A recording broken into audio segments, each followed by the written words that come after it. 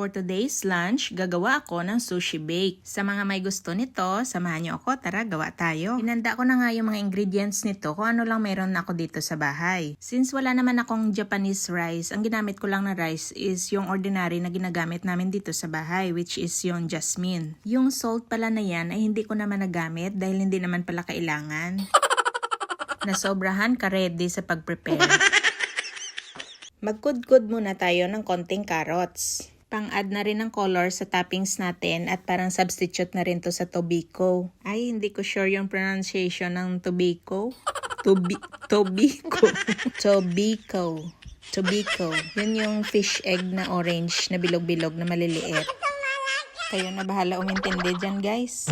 So, tama na siguro to. Kaso, ang konti lang pala. Kaya dagdagan ko pa muna ulit. More.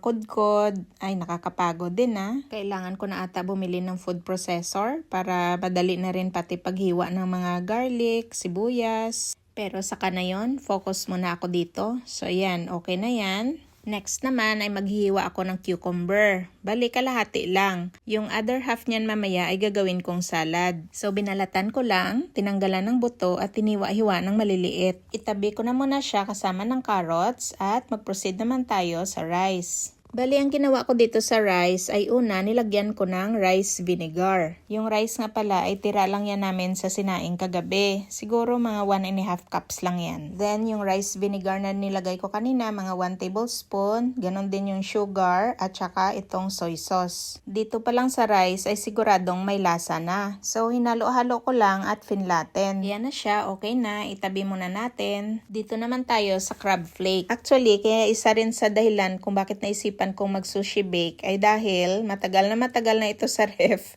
at hindi nagagamit. So, kailangan to dapat ay naka-thaw muna. Sa akin, medyo kulang yung time ko sa pag-thaw. So, ginamitan ko na ng kutsilyo para mahiwa-hiwa siya ng maliliit. Actually, di ko inubos yung 1 pound. Ayan, may tinira ako at binalik ko na lang sa ref. Ito naman yung mga hiniwa ko at minake sure ko na walang magbuo-buo kaya nimay-himay ko pa ng konti. Then, nilagyan ko na ng mayonnaise. Siguro nasa 1 cup yan. Then, soy sauce. Tansya-tansya lang yan, guys. Next naman ay sesame oil. Cayenne para may konting anghang. Sweet paprika para wala lang. Joke lang, pero syempre para pandagdag na rin ng lasa. Hinalo-halo ko lang at alam nyo ba, ito ay pwede na tong kani salad or Japanese version ng crab salad. Kulang na lang ng mga thin slices ng vegetables at pwedeng-pwede na. Tinikman ko pa nga to at ang sarap na. So tinabi ko na muna yon at ang pinaglagyan ko kanina ng mayonnaise ay dinagdagan ko lang ng konti at hinalo ko yung cream cheese na 4 ounce lang or half ng pack. Then dahil may natira pa nga akong sour cream ay nilagay ko na rin. Then minix ko ulit at nilagyan ng konting toyo or soy sauce. Hinalo-halo ko ulit ng konti. Then, dito ko na hinalo yung cucumber at saka carrots na pinrepair ko kanina. Halo-haloin lang ulit at ready na siya for toppings. Mas masarap pa sana kung may corn. So, mag-assemble na tayo. Ang una-una kong ile-layer sa top ng rice ay yung crab meat layer. Ifa-flatten lang natin siya hanggang sa magpantay-pantay kagaya niyan. At ang last ko na toppings ay itong cream cheese na may carrots at saka cucumber. Simple lang talaga tong baked sushi ko. As I've said nga kanina, mas maganda sana yung may sweet corn. At ang pinaka-top ay pwede lagyan ng mango slices or peaches. Gaya nitong ginawa ko noon. Pero kung sa bagay, iba't iba naman tayo ng panlasa. Mayroon namang ayaw noon, kagaya ng anak ko. Hindi niya type yung may peaches. So, okay na rin to. I-bake na muna natin. 18 to 20 minutes lang. And since maliit lang tong electric oven namin, kaya ginawa ko lang 300 degrees Fahrenheit.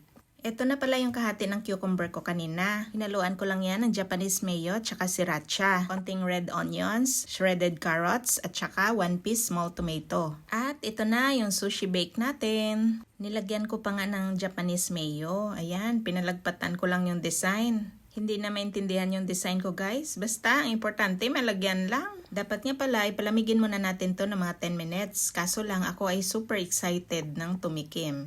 Kaya, naglagay na kaagad ako sa nori sheet. Ang kaso mo ay sobrang init, kaya hindi ko rin kaagad nasubo. Mainit? So, binaba ko na lang muna yon, kaya iyan, may bawas na. Ito na yung pinaka-lunch namin ni Habi ngayon. Sushi bake with cucumber salad. Ice cream yummy. Ice cream good. Charot. Okay, subukan mo ito. Kainit eh. Konti lang.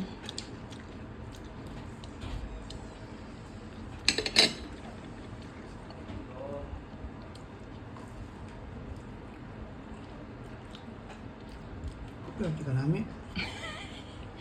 Linamnam na. Kahit na wala corn. Or peaches or mango. Sarap pa rin. That's it.